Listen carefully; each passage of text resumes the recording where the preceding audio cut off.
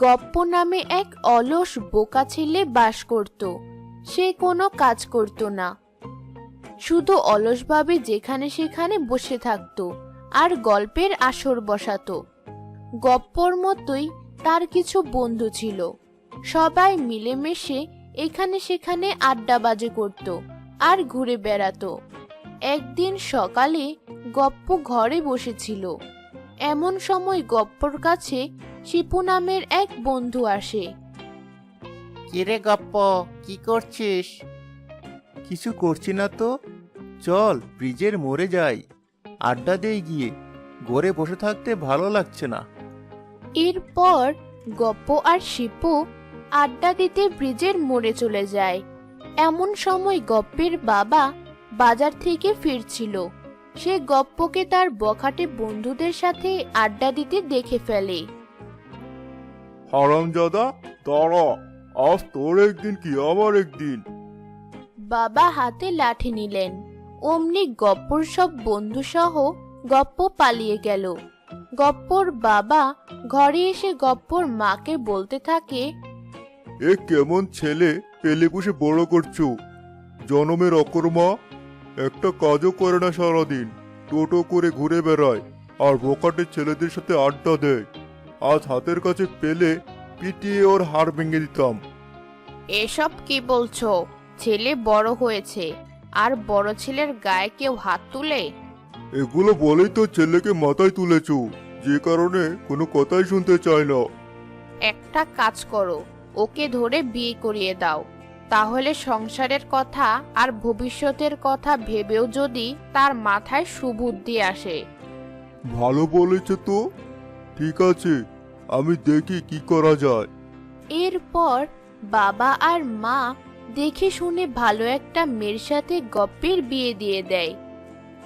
কিন্তু বিয়ের পরেও তার স্বভাবের কোনো উন্নতি দেখা যায় না। এদিকে তার উদ্ভট কাজকর্মে গপ্পর নতুন বউ খুবই বিরক্ত হয় এবং মায়ের কাছে এসে নালিশ করে। মা, আপনার ছেলেকে কিছু বলুন।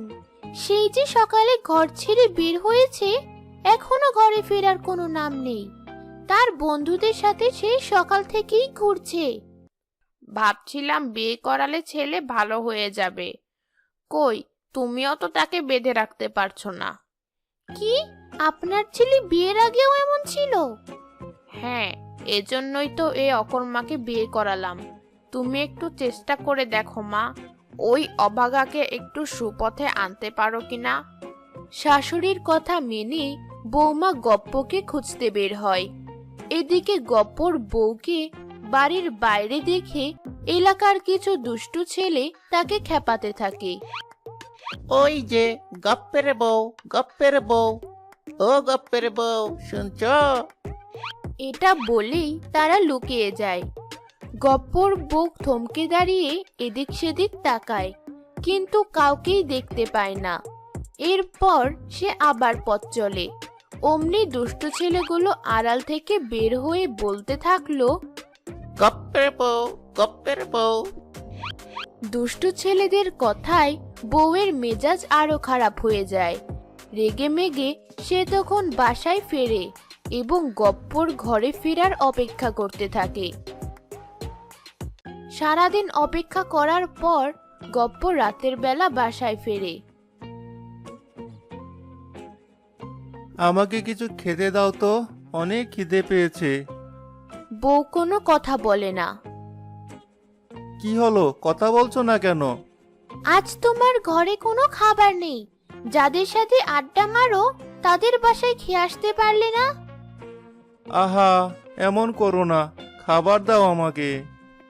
বলছি না খাবার নেই, সব খাবার আমরা খেয়ে ফেলেছি।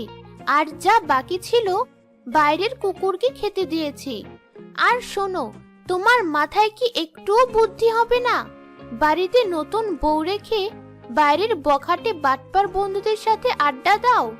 মাথায় জ্ঞান বলতে কি কিছুই নেই? অপদার্থ কোথাকার! আর ভালো করে শুনে রাখো, এরপর থেকে যদি আর কোনোদিন এমন করো তাহলে আমি আর এই বাড়িতে থাকবো না। আমি চিরদিনের মতো বাপের বাড়ি চলে যাব। এরপর বাবার বাড়িতে গিয়ে আমার পা ধরে কাঁদলেও কোনো লাভ হবে না। তুমি শান্ত হও বউ, আমি কথা দিচ্ছি সামনে থেকে এমন আর হবে না। এখন তুমি বড় হয়েছো, বিয়ে করেছো, অথচ তুমি কোনো উপার্জন করছো না। তুমি তাড়াতাড়ি যে কোনো একটা কাজকর্মে লেগে যাবে। এমন ভব করে যাযাবরের মতো থাকা যাবে না, বুঝলে? ঠিক আছে, আমি কাল থেকে কাজ খুঁজতে বেরিয়ে যাব। পরদিন সকালে গপ্প কাজ খুঁজতে বেরিয়ে পড়ে। এভাবে প্রতিদিন গপ্প সকালে বের হয় এবং বিকেলে বাসায় ফেরে।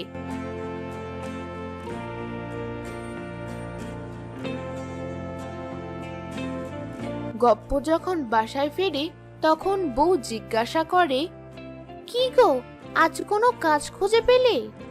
বউ প্রতিদিনই এমন প্রশ্ন করে আর গপ্প প্রতিদিনই উত্তর দেয়, আজকেও কয়েক জায়গায় কাজ খুঁজে এলাম, আমার বায়োডাটাও দিয়ে আসলাম, আশা করি কিছুদিনের মধ্যেই হয়ে যাবে। এভাবে দিনের পর দিন সকালে বের হয়ে বিকেলে ফিরেও যখন গপ্প কোনো চাকরি পেল না, তখন বউয়ের মনে সন্দেহ হয়। গপ্প কি আসলেই কোনো কাজ খুঁজতে চায় নাকি অন্য কিছু করে? এটা ভেবে সে গপ্পর পিছু পিছু যাওয়ার সিদ্ধান্ত নেয়। পরদিন সকালে গপ্প যখন ঘর ছেড়ে বাইরে বেরিয়ে যায়, বউও তার পিছু পিছু বেরিয়ে পড়ে। বউ গপ্পের পিছন পিছন গিয়ে দেখলো গপ্প তার বন্ধুদের সাথে মিলে আড্ডা দিচ্ছে। এটা দেখে বউ খুবই রেগে যায় এবং ঘরে ফিরে আসে। বিকেলবেলা যখন গপ্প ঘরে ফিরে আসে তখন বউ বলে, তুমি তো কাজ খুঁজতে খুঁজতে বেশ ক্লান্ত হয়ে গেছো, তাই না? তোমার জন্য লাচ্ছি বানিয়েছি, যাও রুমে গিয়ে বসো। গপ্প রুমে যায়।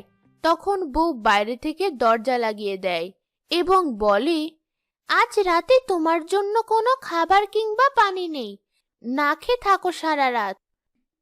এটা বলে বউ অন্য রুমে গিয়ে ঘুমিয়ে পড়ে। বেচারা গপ্প সারা রাত না খেতে পেয়ে এক সময় ঘুমিয়ে পড়ে। সে স্বপ্নে দেখতে থাকে যে সে তার বন্ধুদের সাথে আড্ডা মারছে।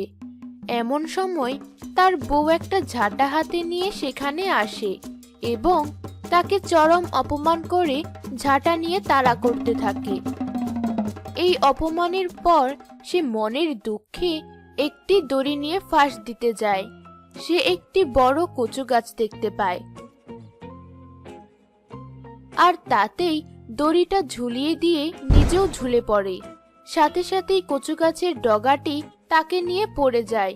এতে সে কোমরে প্রচন্ড ব্যথা পায়। ওরে বাবারে, মরে গেলুম রে, কেউ কি আছো? আমাকে বাঁচাও, আমি যে উঠতে পারছি না। হঠাৎ তার স্বপ্ন ভঙ্গ হলো আর সে দেখলো সে খাটের নিচে পড়ে গিয়ে সত্যি সত্যি কোমরে ব্যথা পেয়েছে। এরপর তার চিল্লাচিল্লিতে বউ এসে দরজা খুলে দেয়। তারা তাকে হাসপাতালে নিয়ে যায়। বেশ কিছুদিন হাসপাতালে থেকে সুস্থ হয়ে সে বাড়ি ফিরে। এই ঘটনা গপ্পের মনে বিশাল একটি দাগ কাটে এবং সে সমস্ত বদঅভ্যাস ত্যাগ করে একজন ভালো মানুষে পরিণত হয়।